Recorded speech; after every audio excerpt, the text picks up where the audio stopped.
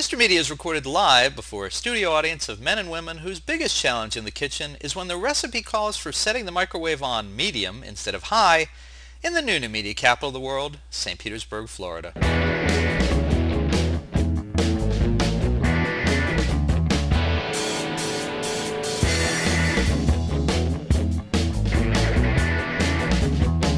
My wife is always the first to cotton to new TV cooking shows. I think it started with Too Hot Tamales on the Food Network many years ago and blossomed into the early days of Emerald Live. She dragged us into Hell's Kitchen and Top Chef. Hello, Padma. She also found the original Kitchen Nightmares on the BBC, and we discovered a much more entertaining Gordon Ramsay than found in the American incarnation. More recently, Mimi's become a fan of Chopped, a different kind of competition on the Food Network. This one is generally self-contained to a single episode, with 4 chefs facing off until one is left standing. Today, I'm talking to one of the first Chopped champions, Jackie Lee. Jackie, welcome to Mr. Media. Well, thank you so much for having me. It's a pleasure. What did you know about Chopped when you were picked to compete? It hadn't aired yet. It hadn't aired yet, and I think I absolutely pretty much knew nothing. I just saw it as an opportunity to be on television, and they didn't really tell us a whole lot about the show itself. I guess they kind of wanted to see how it was going to play out. It was probably one of the hardest things I've ever done, How so? competition. Well, because of the time constraint and the sheer oddity of the mystery basket, having one odd ingredient is one thing, but to have like, 3 or 4, even sometimes 5 odd ingredients that you have to, put together in one cohesive dish. If you said, okay, you can use these in other variations, but if it's all going to be on one plate, it's pretty daunting.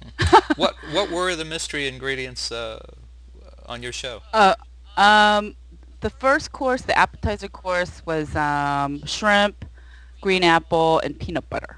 I know. Ugh. Actually, everyone kind of took an Asian route, and it worked out because, we converted, everybody kind of made a peanut dressing out of the peanut butter and, the shrimp and apples. After that, it's not so difficult. I was the only one who actually took the time to cook the apples and made it into like an apple jalapeno chutney, so the judges like that. Oh, good, good. And what about your hmm second course? The second course with kielbasa of all things, which I really do not like. Kielbasa, those pickled pepperoncini peppers, Oof. fingerling potatoes, and tarragon. The potato and tarragon, not so bad.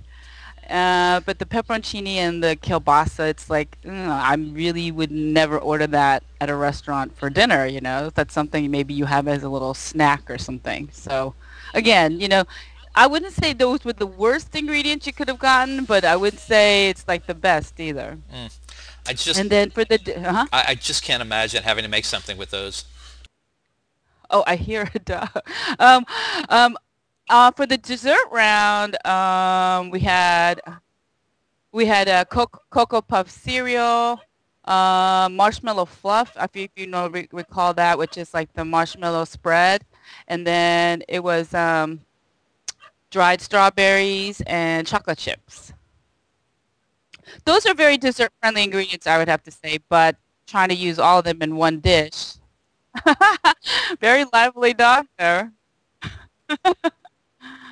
Did one of those ingredients set up? Okay. I'm I'm sorry. In the background here, I've had a dog go crazy at the post office, at the mailman. So I apologize. That's I hope you didn't okay. have to hear any of that. Um, did you think while you're cooking with these bizarre ingredients that there was a producer somewhere in the back watching on camera, just cracking up, thinking, "Oh my God, what have I done to these people?" Of course, and I think everything was engineered for that dramatic TV effect because as the episode progressed and you got into the different rounds, if you made it that far, they would kind of sabotage you. They would like remove equipment. They rearrange the fridge where when you first saw it, they allow you to go do this walkthrough so you can kind of familiarize yourself. But if you get it to the second round, things have been moved, things have been taken away. For the dessert round, they've taken away some of the eggs, and so they want to see you frustrated and flustered. It makes for great television. And believe me, I'm sure they were laughing and thinking like, oh, what other evil things can we create next time around, And now, did you know when you were taping it that they were recording the judges whispering and saying all sorts of nasty things about the prep and the way things were going, and oh, that's a terrible mistake. Oh, what is she out of her mind? Actually, we're sequestered when the judges deliberate. We're in the little kind of green room, that little room they show us sitting and talking, so we don't hear any of that. And I guess maybe it's to our benefit, in hindsight, because you really don't want to feel like deflated. You still want to kind of feel buoyant, like, okay, I still have a chance, instead of feeling like your dish has been completely like butchered and dissected and torn apart. Yeah, it's an interesting part of the show watching them comment while you're doing your work, because I'm thinking, and it's not really clear if you can hear them or not. I assume that you can't, but Some comments I did hear. I remember in the dessert round when I was really fired up because I made it that far. I heard Jeffrey Zakarian at one point saying, "Wow, Jackie's another person right now. She is really charged up." And actually, that kind of gave me a boost because it's like, yeah, I am. I was charged up to make it through that round. I want to go back for a minute and ask you about hmm the audition for the show. Uh, was it anything weird about the audition? Did they give you unconnected ingredients then to cook, or did they just have you come on and talk about food, or how do you audition for something like that? Um, it was definitely not a demonstration. They, take into account, consideration your background, your resume, and also they do bring you for a series of interviews so that you can discuss. And I think, they put you on tape so they can see how you will come across on Mm. television. They do want you to sound somewhat articulate. I think they liked me because out of all the chefs, for that first season, I was the only one who was a private chef working on yachts. So that was another, just to kind of give you a wide range of chefs that were working out there and were available. I would say that the auditions weren't ordinary. They did make you wait a long time. Once they spoke with you, they say you're under consideration, but they did take a long time to finally say, okay, we've chosen you to appear. Um, I guess they want to kind of see how everybody pairs up and how many men and women they had. So that was it. Other than that, no, not so much. So you were cooking on yachts at the time, a big private type of thing. What's happened in your career since doing the show?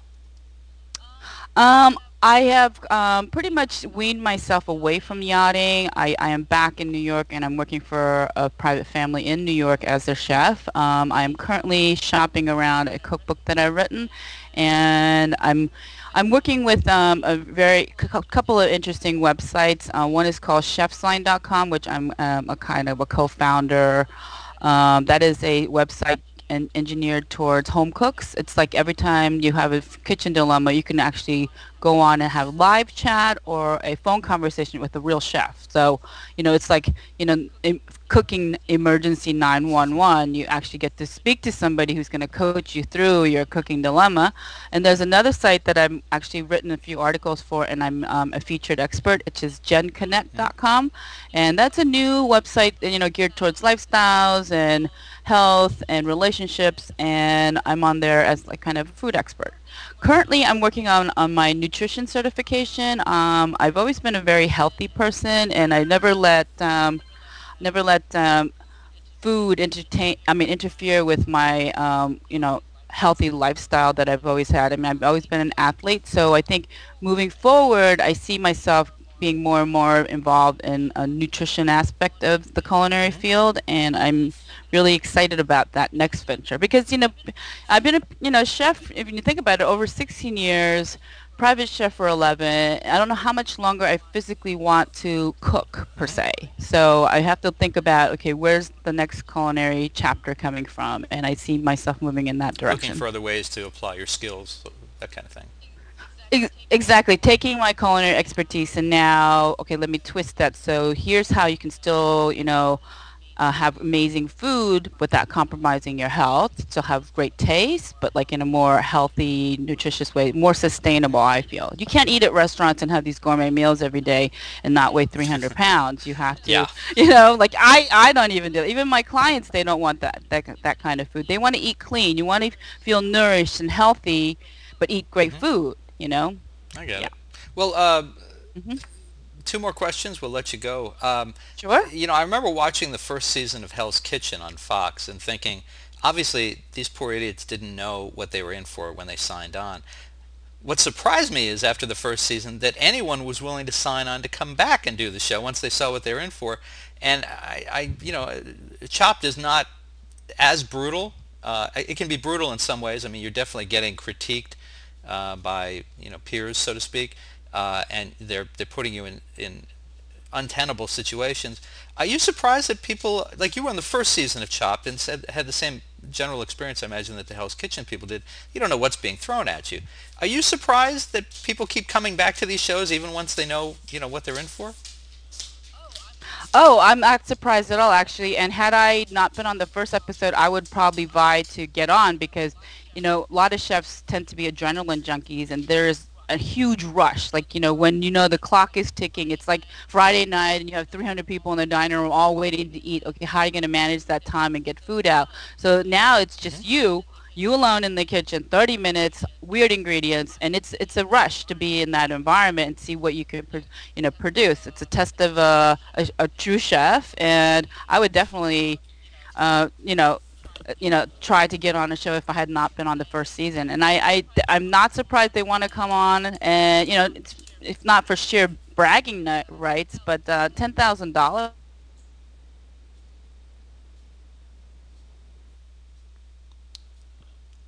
I think. Uh, okay. The video froze for a second after you said $10,000. So, Mhm. um, Oh, I think $10,000 is not so hard to swallow. That's the prize for winning your episode. So that alone would be a motivational factor for people to want to come and on. has being on the show had a positive impact on your career? Oh yes, I would definitely say so. And I've sometimes been recognized on the street. I mean, living in New York, there's so many foodaholics. I mean, people are either, they love to go out to eat, they consider themselves foodies, or they're like hooked on cooking television. And I've definitely been recognized, definitely been, comped some delicious snacks and stuff at some restaurants. Was like, oh my God, you're that girl from Chopped, So definitely positive aspects. And also having one Chopped, it's definitely put me in a different category than had I not won. Had I just appeared, that would have been one thing. But having been a Hmm. winner, I would think definitely a positive spin on whatever I choose to do, whether I, continue to pursue a career driven by media or just, being a chef. I think people are just interested in knowing like how your experience was, and yeah, definitely a Cool. positive Well, impact. Jackie, tell people where they can find you online if they're interested in more information or want to work with you on something. Okay, fabulous. I'm currently working on my website. Should be up in a couple of weeks, but in the meantime, you can find me on Facebook, Jackie M. Lee. You can also find me on genconnect.com, GENCONNECT.com, and also on Chef's Line. I'm also a featured chef, contributing chef on Very that good. site also. But Well, Jackie okay. Lee, thank you so much for joining us on Mr. Media today. Thank you so much for Our having me. pleasure. It was a And pleasure. folks, for more original interviews with your favorite chefs, surf over to our main website, mrmedia.com, mrmedia.com. Subscribe to Mr. Media on iTunes, and you'll never miss a show. Just search Mr. Media interviews from within iTunes and subscribe for free. You can also listen to the show, as Jackie does in New York, with a piece of string and a tin can in many locations. If you've got an idea for a guest, a comment on today's show, or would like to advertise on Mr. Media Radio, just send me an email directly to bob@mrmedia.com. And of course, you can follow the show on Twitter, Facebook, YouTube, and pretty much everywhere else. Thanks so much for joining us today. Always appreciate you giving up a little piece of your day and spending it with us. Thanks for listening.